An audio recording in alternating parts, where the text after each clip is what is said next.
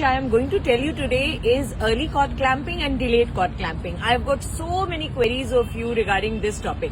So delayed cord clamping, that means when you clamp the cord after 1 minute, right after, and early cord clamping is when you clamp the cord within 1 minute of birth, that is early cord clamping. Please remember, delayed cord clamping, that is included in Anemia Mukt Bharat program and is a method for preventing neonatal anemia, because that 80 ml of extra blood which is there in the cord, if it goes to the baby, that is enough to prevent neonatal anemia. And delayed cord clamping is also a part of active management of third stage of labor.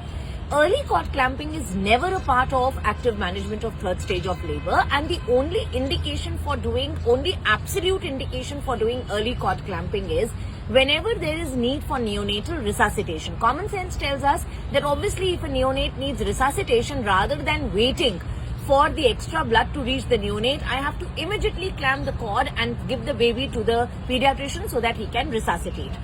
Now, neonatal resuscitation will be required in case of birth asphyxia. So obviously birth asphyxia becomes another indication for early cord clamping.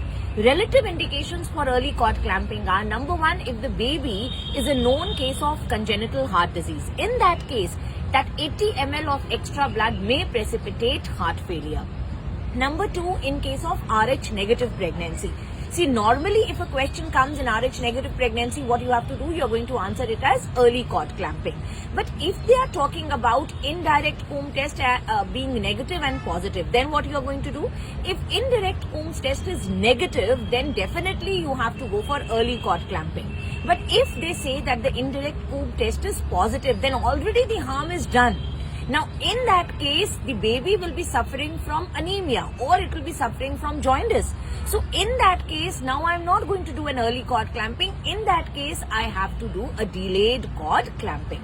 Now, as far as HIV is concerned, the international guidelines say that you have to do delayed cord clamping. Our NACO guidelines are very confusing. They say that you have to do early cord clamping after cord pulsations have stopped, and generally cord pulsations stop after 1 minute.